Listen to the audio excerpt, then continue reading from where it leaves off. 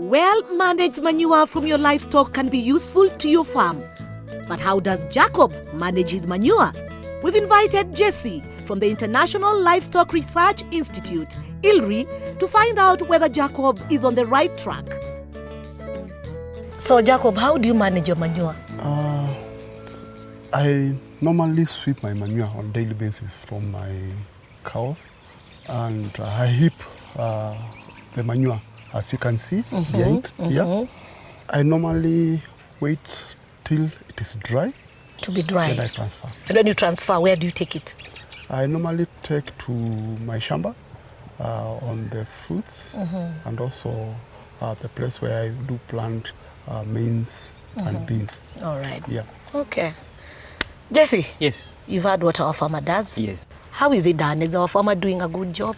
Well, I can say he's trying. He's doing a good job, apart from a few things here and there that we are going to point out. I can see he has a lot of manure, which is very good. It's one of the benefits of keeping livestock. But this manure has to be well managed for it to be of beneficial to him.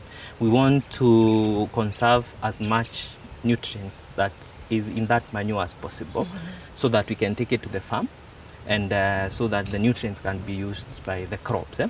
So one of the most important things you should do to make sure that your manure is well managed is to make sure that your animals are confined on a shed that is roofed to protect both the animals and the manure from rain and the sun. And we recommend that the floor should be cemented for ease of cleaning that shed and removing the manure. Because manure is both the dung and the urine.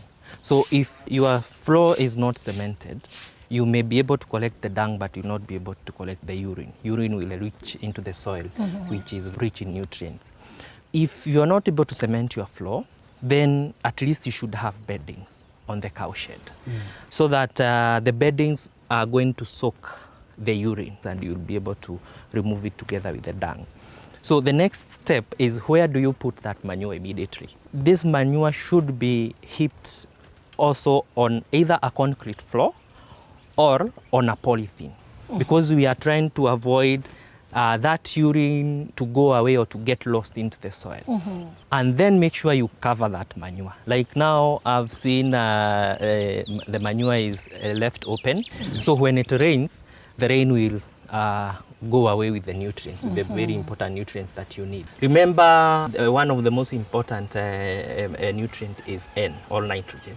And nitrogen volatilizes all to the air, to evaporate. So that's why it's also important to compact that manure when you are storing it or you are keeping it there. Remember to wear protective gear.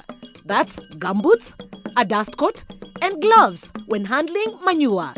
Use a shovel with a long handle and clean your hands with water and soap after to stop spreading diseases. Either you can heap it like this, or you can construct a simple shed.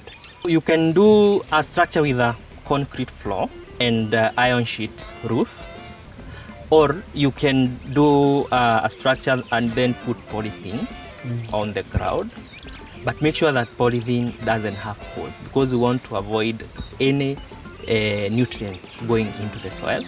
And then the roofing, you can still do polythene, or even you can do grass, like the grass thatched roofs you've seen. So those two can do. Remember, you are cleaning your shed every day. Yes. Or twice a day, Yes. as recommended. So every time you clean your shed, so you adding new fresh dung. So you just come to the heap that you left yesterday, add the fresh one, make sure you compress it well with just your shovel like that, and then cover it again until the time now you are ready to use it, or when it is needed. For example, planting maize. So you are storing it for the coming season of planting. So that is when you just take your manure and take it to the farm. Yes. You can use manure on your napier grass every time you harvest it, and when you're planting crops like maize. Wait for 1.5 months before you can use your manure and start from the old manure. Bye.